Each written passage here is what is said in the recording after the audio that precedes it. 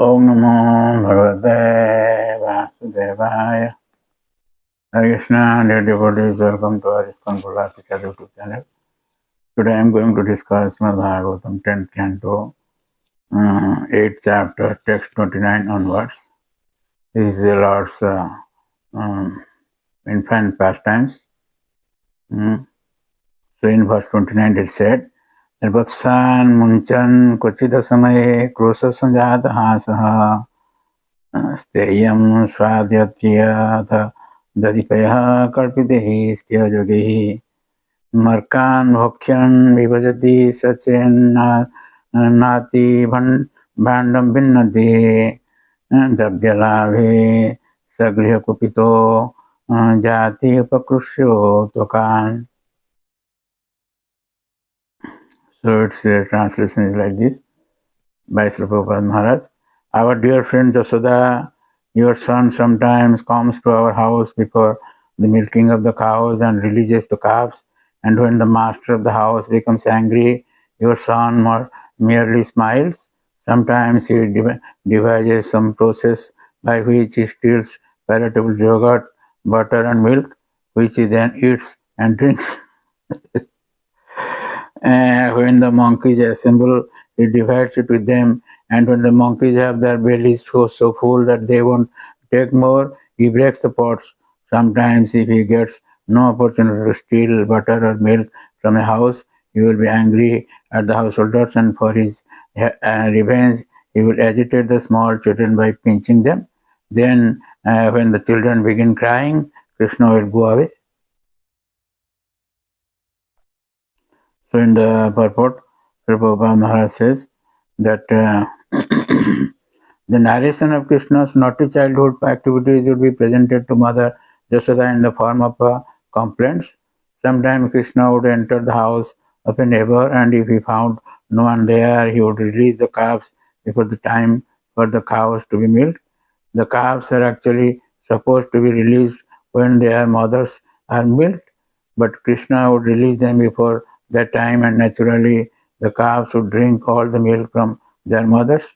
When the cowherd men saw this, they would chase Krishna and try to catch him, saying, "Here is Krishna doing mischief," but he would flee and enter another house, where he would again devise some means to steal butter and yogurt. Then the cowherd man would again try to capture him, saying, "Here is the butter thief, better capture him." And they would be angry, but Krishna would simply smile and they would forget everything. Sorry. Sometimes in their presence, he would begin eating the yogurt and butter. There was no need for Krishna to eat butter, since his belly was always full, but he would try to eat it, or else he would break the pots and distribute the contents to the monkeys. In this way, Krishna was always engaged in mischief making. If in any house he could not find any butter or yogurt to steal, he would go into a room and agitate the small children sleeping there by pinching them, and when they cried, he would go away. Thus was the childhood pastime of the Lord. Lila Purushottam.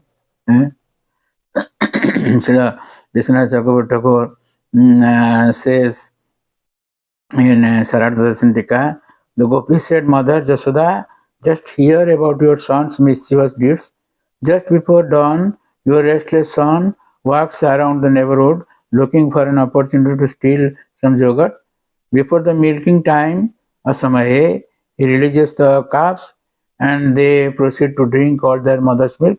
When everyone runs hither and thither to catch the calves, Krishna still enters their house and steals yogurt and runs away.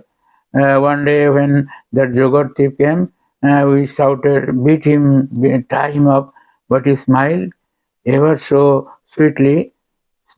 Smitten by his intoxicating smile, we forgot everything.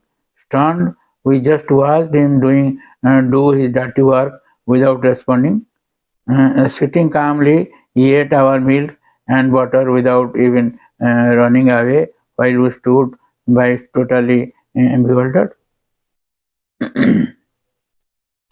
Yashoda replied, in that case, why didn't you just let him eat till his belly was full? And the gopis will answer, he is always being fed by you, so he has no hunger. It is not a question of hunger. He has a taste for stealing. He likes to steal milk and yogurt. He doesn't like it if we give it to him.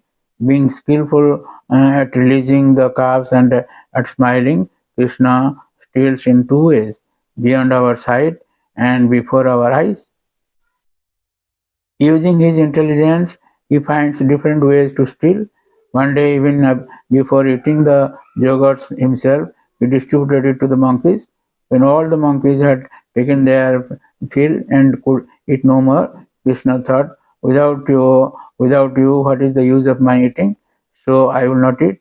Then, in anger, he broke the yogurt pots. When he enters a house and doesn't find any yogurt, he becomes angry at the occupants and says, stay here, I will come back tomorrow morning with a flaming torch in my hand. If you don't give me some yogurt, I will burn down your house along with your relatives and children. After saying that, Krishna makes the small child cry, scratching them with his nails. So, Sipa Sanatana Goswami in Brihad Vaishnava Dusani says that they speak to dispel the notion that they are being bold in speaking about his fickle childhood pastimes, or to create more attractiveness in relating his pastimes. At some times or in some place, he releases the calves. This word is used, understood with all the actions described. While engaged in doing other activities, they cannot catch him. He releases the calves and they must again tie them up. While the women are busy, he leisurely enters their houses to eat the yogurt. He smiles when the babies cry, or by making them cry, he announces his play to the people. He is very naughty. After releasing the calves, he eats the butter with his friends. He devises new means of stealing the butter. Not only does he eat the butter with his friends, but makes the monkeys eat also. He makes newborn infant cry. Or if he doesn't eat the butter, he gives it to the monkeys so that they will blame the monkeys. In this way, the Lord's childhood pastimes will be described. But Sukadeva Goswami was so so happy or so blissful in describing the verses that he uses long chanda, dirgha chanda. This verse is in dirgha chanda. So that's why I would like to stop here with a request to subscribe, share, and like our channel and get blessings of the Lord. Hare Krishna.